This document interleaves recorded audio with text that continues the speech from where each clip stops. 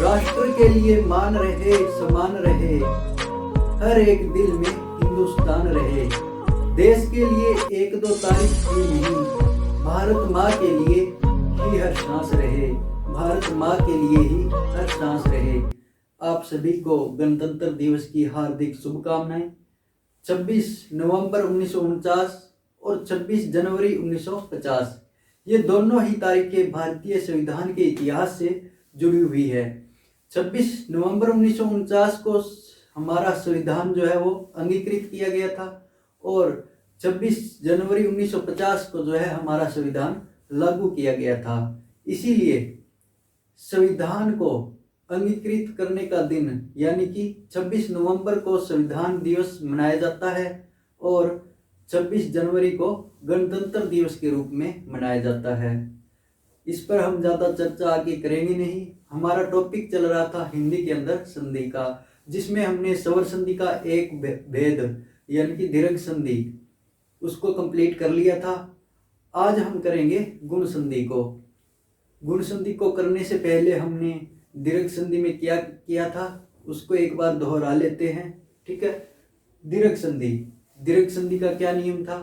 तो अ या आ के बाद अगर अ या आ आए तो उसका क्या हो जाता है? दीर्घ हो जाता है। कैसे? अ या फिर आ के बाद अगर अ या आ आए तो उसका क्या हो जाएगा?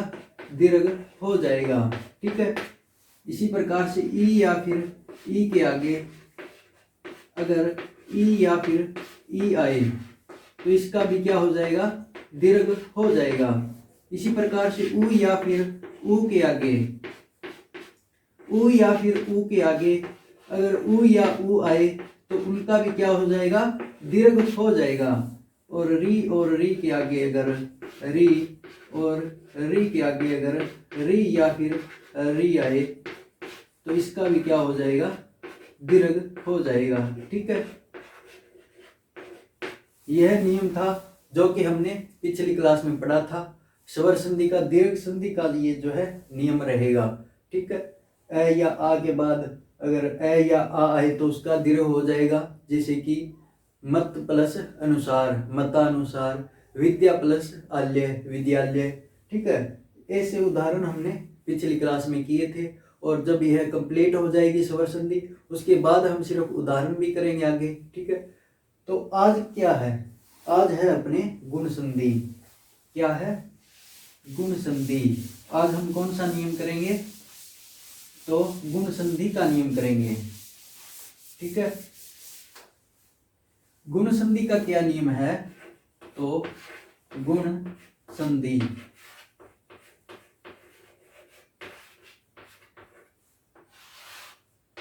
गुण संधि में अगर अ या आ के बाद अ या फिर आ के बाद अगर ई या फिर ई आए ई या फिर ई आए तो उसका क्या बन जाएगा? ए बन जाएगा।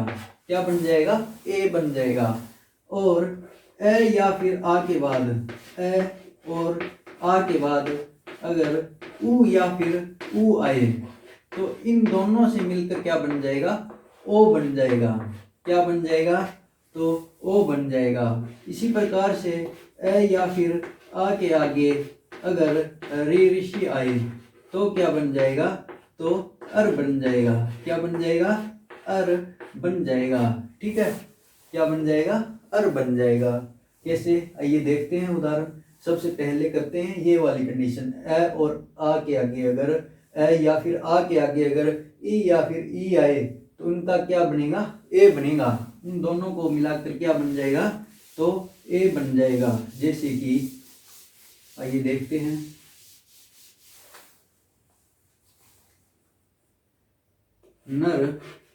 नर प्लस इंदर। शब्द है नर प्लस इंदर। तो नर के र में क्या है? अ है और इधर क्या है? तो ई है। जब ये दोनों मिले, इन दोनों को मिलने पर क्या बनेगा? ए बन जाएगा। क्या बन जाएगा? ए बन जाएगा। कौन से नियम से? तो गुण संधि के नियम से। गुण संधि के नियम से अ और ई मिले तो क्या बन गया? ए बन गया। अब यहाँ पर चाहे इधर देखिए, इधर चाहे ए हो और ई हो, छोटी ई, तो भी ए बनेगा। ए के बाद अगर बड़ी ई आ जाए तो भी क्या बनेगा, तो भी ए ही बनेगा। आ के बाद अगर छोटी ई आ जाए तो क्या बनेगा, तो भी ए ही बनेगा। और आ के बाद अगर बड़ी ई आ जाए तो भी क्या बनेगा, तो भी ए ही बनेगा। ठीक है, ये है अपने गुण संधि का नियम। गुण संधि के नियम में पहली ही कंडीशन है ए या आ के बाद अगर ई या फिर ई आए तो क्या बनेगा, ए बन जाएगा। अब आगे भी पढ़ेंगे, एक बार ये देखिए, ए का उच्चारण स्थान क्या है, कंठ है। क्या है, कंठ। और ई का उच्चारण स्थान क्या है, तो तालु है।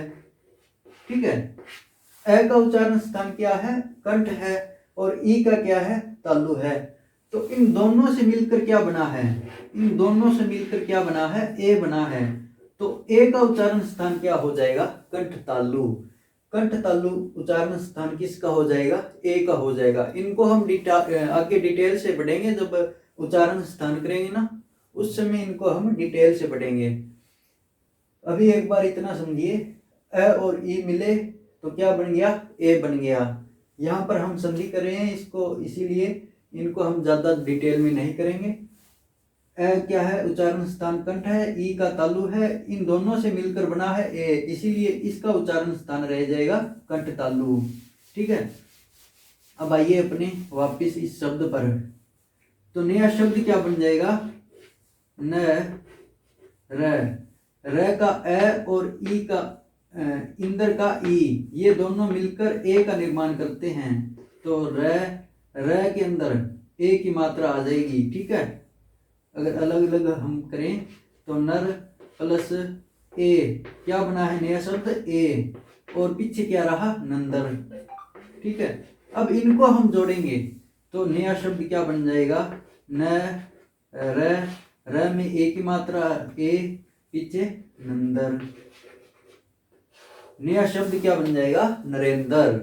संधि की परिभाषा क्या थी, दो सार्थक शब्दों के, ये दो सार्थक शब्द हो गए, इनके वर्णों के मिलने पर, ये दो वर्ण मिले, इन दोनों वर्णों के मिलने पर एक नया विकार उत्पन्न होता है, एक नई ध्वनि उत्पन्न होती है, एक नया शब्द बनता है, उसको हम संधि कहते हैं। ठीक है, तो ये नया शब्द बन गया यहाँ पर क्या, नरेंद्र।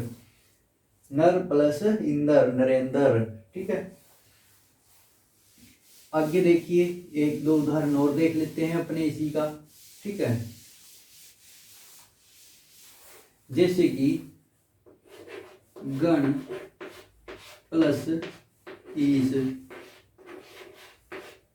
तो इधर क्या है, ए है, अने के अंदर क्या है, ए है, और आगे क्या है, ई। दोनों मिलेंगे, किसका निर्माण करेंगे, ए का। गुण संधि का नियम है, ए का निर्माण करेंगे, चाहे इधर छोटा ए हो चाहे बड़ा ए हो, चाहे इधर छोटी ई हो चाहे इधर बड़ी ई हो, दोनों मिलेंगे तो किसका निर्माण होगा, ए का निर्माण होगा।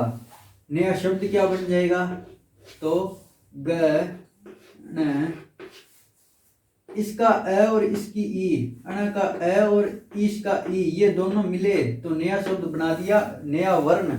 नया वर्ण क्या बना दिया, ए। तो ए की मात्रा इसके अंदर आ जाएगी, तो क्या हो जाएगा, गणे, और ईश में ई निकल गया, पीछे रहा श, शब्द क्या बन गया, गणेश।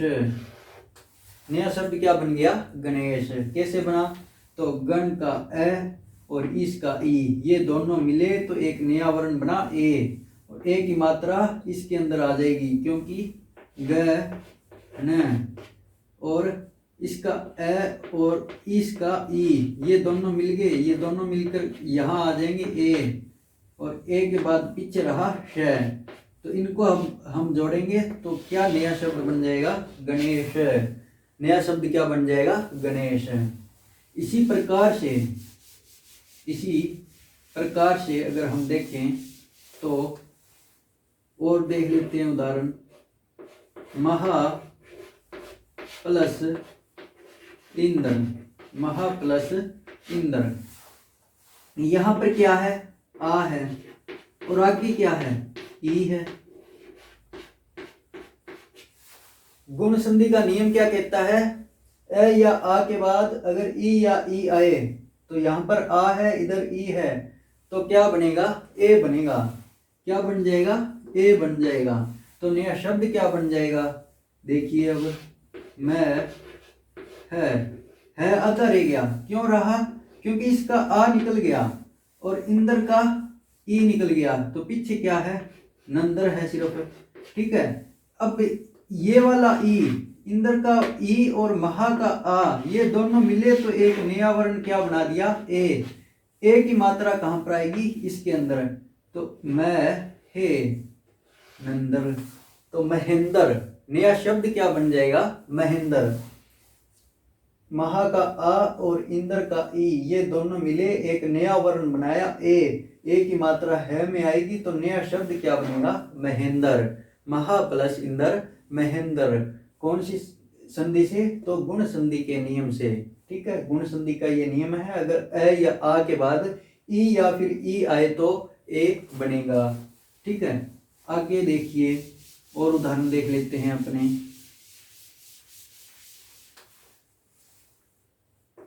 जैसे कि रमा प्लस ईस। ठीक है, यहां पर क्या है? आ है, आगे क्या है? ई है। दोनों मिलेंगे तो क्या बनेगा? ए बनेगा। क्या बनेगा? ए बनेगा। ठीक है, रमा प्लस ईस। रमा का आ और ईस का ई, ये दोनों मिलके एक नया वर्ण का निर्माण करते हैं, ए का। ए का निर्माण करेंगे तो नया शब्द क्या बनेगा? र। माँ का आ निकल गया, पीछे रहा सिर्फ मैं। ठीक है, रमा का आ निकलकर और ईस का ई निकलकर, ये दोनों निकलकर एक नया वर्ण बना रहे हैं, क्या? ए। और पीछे क्या रहा है? इसका ईस का ई निकल गया तो पीछे क्या रहा? अपने श। पीछे क्या रहा? सिर्फ श। तो नया शब्द क्या बन जाएगा?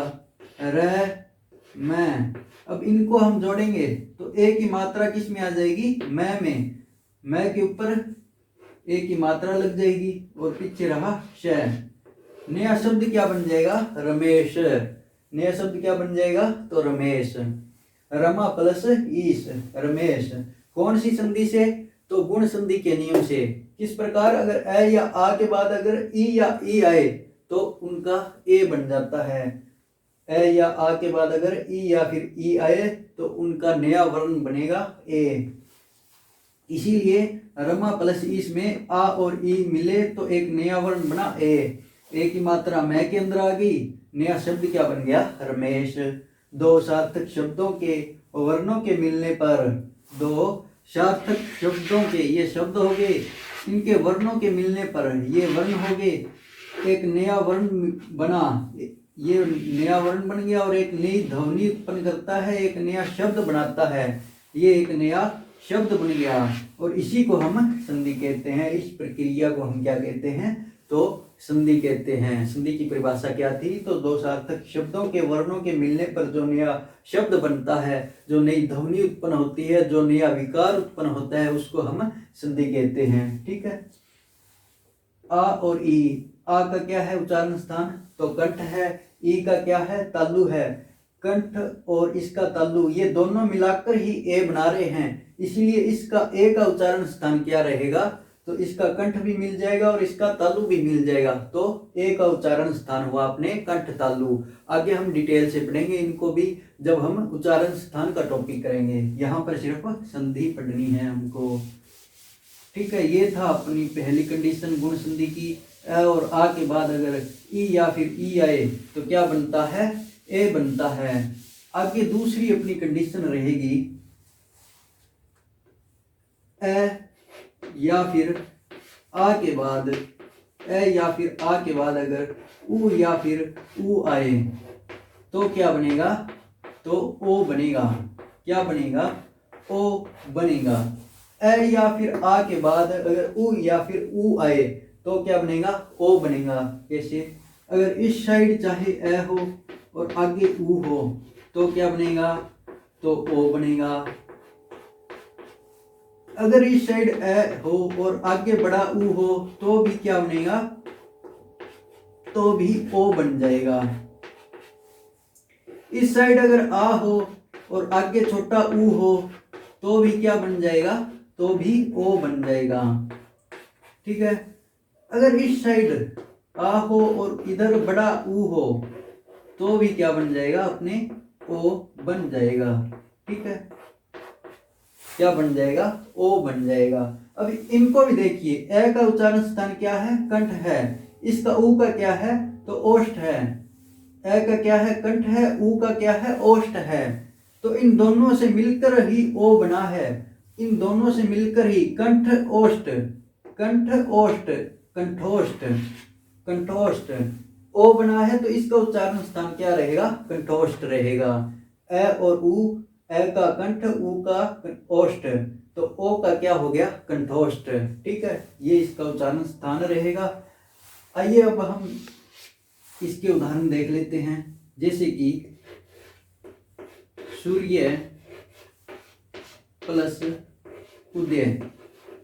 ठीक है, ये समझ में आ रहा होगा ना। ये कहां पर देखने अपने, ए और ऊ, ए और बड़ा ऊ। ये हमें, ये जब सूर्य घन उदय, ये दो शब्द है ना, इनके यहां पर देखना है, पहले शब्द के तो अंतिम में और दूसरे शब्द के शुरू में।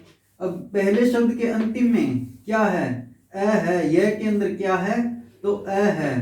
इस यहां पर क्या है, ए है। इसको अगर हम अलग अलग करें ना सूर्य को, तो देखिए से के अंदर क्या है, बड़ा ऊ है।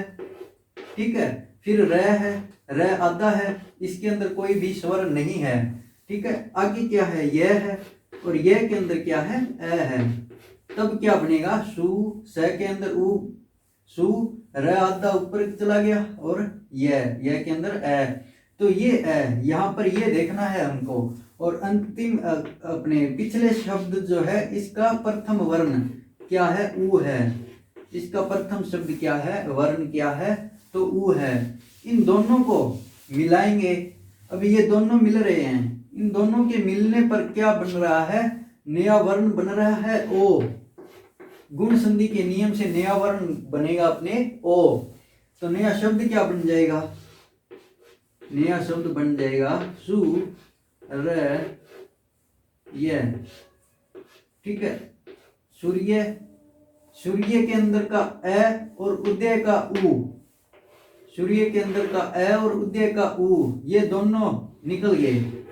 और इन दोनों के निकलने पर, इन दोनों के मिलने पर, इन दोनों के निकलने के बाद ये दोनों मिले, तो इन दोनों ने ओ का निर्माण किया, नया एक वर्ण बना दिया, ओ। ये ओ यहां पर आ जाएगा। और पीछे क्या रहा, अपने दे। उदय का ऊ तो निकल गया, क्योंकि ऊ और ए का ओ बन गया। ठीक है, इसीलिए पीछे क्या रहा, उदय में दे। तो नया शब्द क्या बन जाएगा, सु र, यहां पर क्या है, ओ है, तो ओ की मात्रा ये के अंदर आएगी, सु र यो। र यहां पर आ जाएगा। ठीक है, र यहां पर आ जाएगा, सूर्यो, पीछे रहा दे।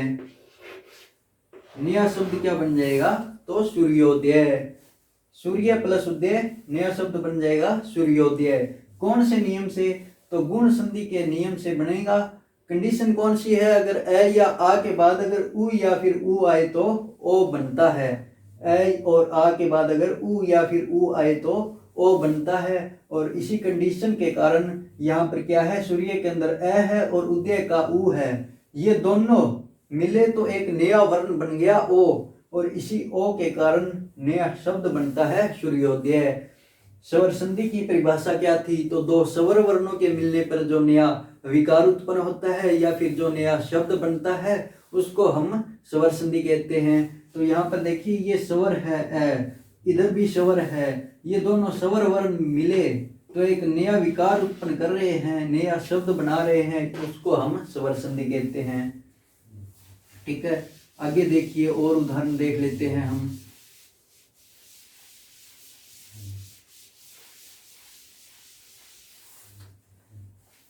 जैसे कि शब्द है अपने जल प्लस ऊर्मी, जल प्लस ऊर्मी। क्या है शब्द? जल प्लस ऊर्मी। ठीक है। ऊर्मी का क्या अर्थ होता है? लहर। ऊर्मी का अर्थ होता है लहर। जल, जल यानी कि जल की लहर, जल की लहर। ठीक है। जल में क्या है? ए है। जल में क्या है? ए है। और आगे क्या है? ऊ है। अब देखिए क्या कंडीशन हो गई? ए और ऊ। ए और ऊ कौन सी कंडीशन में आता है? तो गुण संधि की कंडीशन में आता है। और आता है तो इन दोनों के मिलने पर गुण संधि में क्या बनता है? नया वर्ण ओ बनता है। क्या बनता है? ओ बनता है। तो नया शब्द क्या बन जाएगा? यहाँ पर देखिए ज ल। ल का ए और ऊर्मी का ऊ, ये दोनों मिलकर ओ का निर्माण कर रहे हैं। तो नया वर्ण क्या बना? ओ बना। ओ की मात्रा अब ल के अंदर आ जाएगी। ज लो, पीछे क्या रहा? रमी। नया शब्द क्या बन जाएगा? तो जलोर्मी। नया शब्द क्या बन जाएगा? जलोर्मी। जल प्लस ऊर्मी। जल का ए और ऊर्मी का ऊ, ये दोनों मिले तो एक नया वर्ण बना दिया ओ। ओ की मात्रा ल के अंदर आएगी। जलो, पीछे रहा रमी। तो जलोर्मी। नया शब्द क्या बन जाएगा? जलोर्मी। इसी प्रकार से और उदाहरण देख लीजिए अपने। जैसे कि यहां पर है महा प्लस उत्सव। महा प्लस उत्सव, यहां पर क्या है? आ है। महा के अंदर क्या है? तो है के अंदर आ है। और उत्सव का ऊ, ये दोनों मिले तो नया वर्ण बनाएंगे ओ। गुण संधि के नियम से नया वर्ण क्या बना देंगे? तो ओ बना देंगे गुण संधि के नियम से। तो नया शब्द क्या बन जाएगा? मैं है। नया वर्ण कौन सा बन रहा है? तो ओ। और पीछे क्या रहा है? बच्चा है। तो उत्सव का तत्सव। ठीक है, क्योंकि उत्सव का ऊ तो निकल गया। आ और ऊ ये दोनों मिलकर ही तो ओ का निर्माण कर रहे हैं। तो इनको दोबारा हम नहीं लिखेंगे। नया वर्ण जो बना है सिर्फ उसको लिखेंगे। तो नया शब्द क्या बन जाएगा? ओ की मात्रा है में आ जाएगी। तो मैं हो, महो, पीछे रहा उत्सव। नया शब्द क्या बन जाएगा? महोत्सव। महा प्लस उत्सव। आ और ऊ मिले ओ का निर्माण किया। ओ की मात्रा है में आई, महो बन गया। पीछे रहा तत्सव, महोत्सव। नया शब्द क्या बन गया? तो महोत्सव। इसी प्रकार से और देख लेते हैं अपने उदाहरण।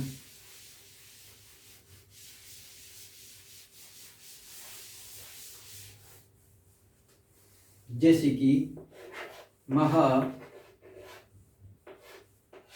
प्लस ऊर्मी।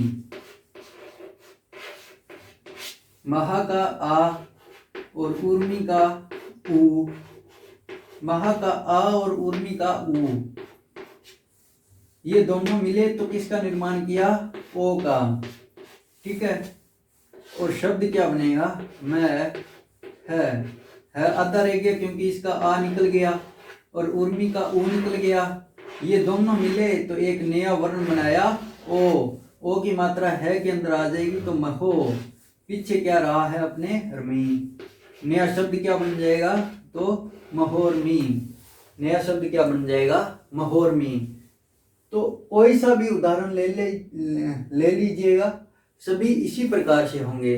सिर्फ उदाहरणों को हम लास्ट की वीडियो में करेंगे जब हमारी स्वर संधि कंप्लीट हो जाएगी। फिर एक स्पेशल वीडियो, उसमें सारे उदाहरण ही उदाहरण होंगे। ठीक है, तो इसी प्रकार से रहेंगे सारे उदाहरण। आगे अपनी अगली कंडीशन क्या रहेगी गुण संधि के अंदर? तो अगली कंडीशन रहेगी अपने ए और आ के बाद अगर री ऋषि आए तो क्या होगा? उसका अर बन जाएगा। क्या बन जाएगा? तो अर बन जाएगा। ए और आ के बाद अगर री ऋषि आए तो उसका क्या बनेगा, अर बन जाएगा। ठीक है, जैसे कि उदाहरण से देखते हैं हम, महा प्लस ऋषि, यहां पर क्या है, आ है, यहां पर क्या है, आ है, और आगे क्या है, री ऋषि है। ठीक है, आ और री ये दोनों मिले तो एक नया वर्ण बना दिया, अर। क्या बनाया, अर बना दिया। तो नया शब्द क्या बन जाएगा, मैं, हा का आ निकल गया, पीछे रहा है, क्या रहा है, रहा आधा, और महा का आ और ऋषि का री ये दोनों मिलकर किसका निर्माण कर रहे हैं, तो अर का निर्माण कर रहे हैं। आ और री मिलकर अर का निर्माण कर रहे हैं, तो यहां पर क्या आ जाएगा, अर, और पीछे क्या है, शी। ठीक है, तो नया शब्द अब देख लीजिए क्या बन जाएगा। इनको अब हम जोड़ेंगे तो मैं है आधा था, लेकिन अर का ए अगर है में जुड़ेगा तो मैं है जो है वो पूरा हो जाएगा। मैं है, रे जो है, रे के आगे कोई भी अपने स्वर नहीं आ रहा है, रे के आगे कोई भी स्वर नहीं आ रहा है, इसीलिए रे जो है वो आधा ही रहेगा। तो रे जो है वो ऊपर चला जाएगा, महर्षि। नया शब्द क्या बन जाएगा, महर्षि। नया शब्द क्या बन जाएगा, तो महर्षि। इसी प्रकार से देखिए अपने उदाहरण और देख लेते हैं।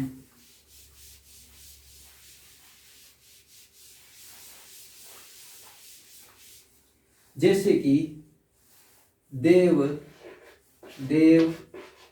प्लस ऋषि, देव प्लस ऋषि।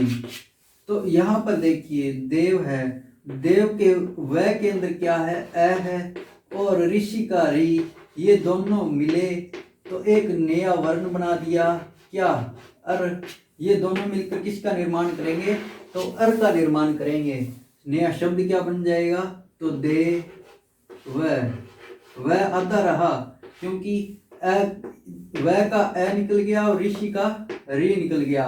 इन दोनों के मिलने पर नया निर्माण किसका हुआ, तो अर का हुआ, अर, और पीछे क्या है, शी। तो नया शब्द क्या बन जाएगा, दे व आधा था यहाँ पर, लेकिन अर का निर्माण हुआ तो व के अंदर ए की मात्रा आ जाएगी, वह पूरा हो जाएगा। व के अंदर ए मिलेगा तो वह पूरा हो जाएगा, और र के आगे कोई भी स्वर है नहीं, इसीलिए र जो है वो आधा का आधा रहेगा, तो र ऊपर चला जाएगा, और नया शब्द क्या बन जाएगा, देवर्षि। नया शब्द क्या बन जाएगा, तो देवर्षि। देव प्लस ऋषि, अ और री ये दोनों मिले अर का निर्माण किया, और नया शब्द क्या बना दिया, देवर्षि। वह के अंदर अर का वह के अंदर आया तो वह पूरा हो गया, और पीछे रहा र आधा और शी, नया शब्द बना दिया, देवर्षि। ठीक है, यह थी अपनी गुण संधि। क्या कौन सी संधि थी, तो स्वर संधि का दूसरा भेद था अपने गुण संधि का नियम। और गुण संधि के नियम में हमने पढ़ा था ए और आ के बाद अगर ई या फिर ई आए तो ए का निर्माण करते हैं, ए और आ के बाद अगर उ या फिर उ आए तो ओ का निर्माण करते हैं, और ए या आ के बाद अगर री ऋषि आए तो उसके अर का निर्माण करते हैं। आज के लिए इतना ही। मिलते हैं अगली वीडियो में एक नई संधि के साथ। तब तक के लिए good bye and have a nice day. Video कैसी लगी कमेंट करके ज़रूर बताना है। Thank you. जय हिंद, जय भारत।